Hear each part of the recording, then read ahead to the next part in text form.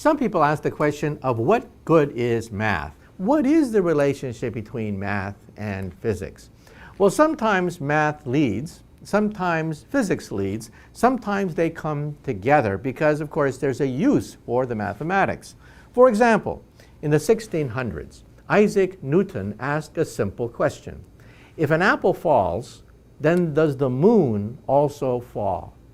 That is perhaps one of the greatest questions ever asked by a member of Homo sapiens since the 6 million years since we parted ways with the apes.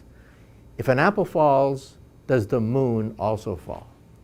Isaac Newton said yes. The moon falls because of the inverse square law, so does an apple. He had a unified theory of the heavens, but he didn't have the mathematics to solve the falling moon problem. So what did he do? He invented calculus. So calculus is a direct consequence of solving the falling moon problem. In fact, when you learn calculus for the first time, what is the first thing you do? The first thing you do with calculus is you calculate the motion of falling bodies, which is exactly how Newton calculated the falling moon, which opened up celestial mechanics. So here's a situation where math and physics were almost co-joined like Siamese twins, born together for a very practical question: how do you calculate the motion of celestial bodies? Then here comes Einstein asking a different question, and that is, what is the nature and origin of gravity?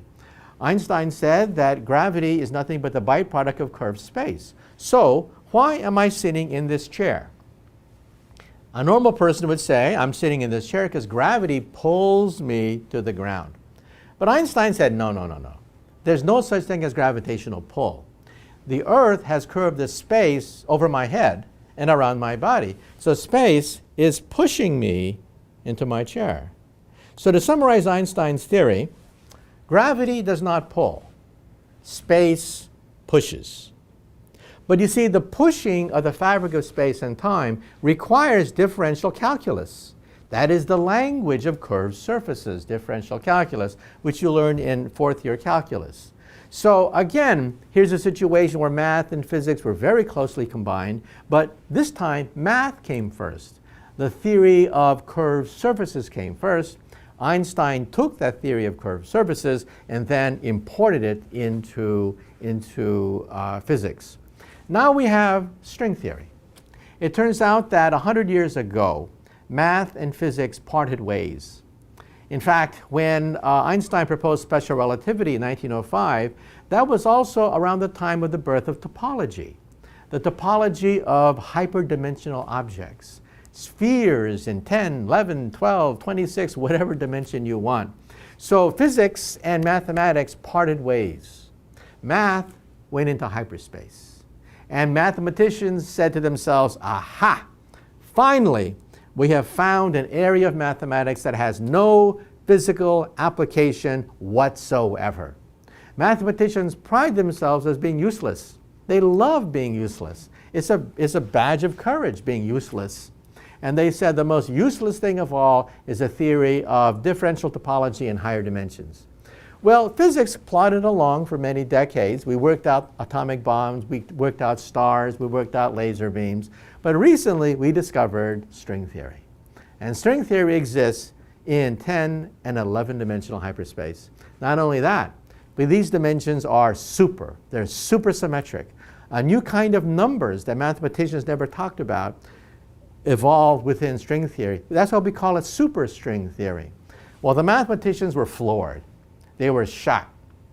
Because all of a sudden, out of physics came new mathematics. Super numbers, super topology, super differential geometry. All of a sudden we had supersymmetric theories coming out of physics that then revolutionized mathematics.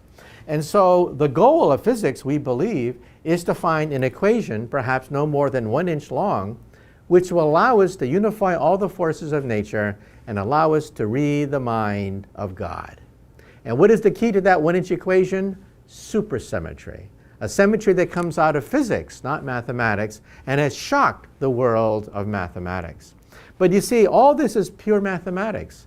And so the final resolution could be that God is a mathematician. And when you read the mind of God, we actually have a candidate for the mind of God. The mind of God, we believe, is cosmic music, the music of strings resonating through 11-dimensional hyperspace. That is the mind of God.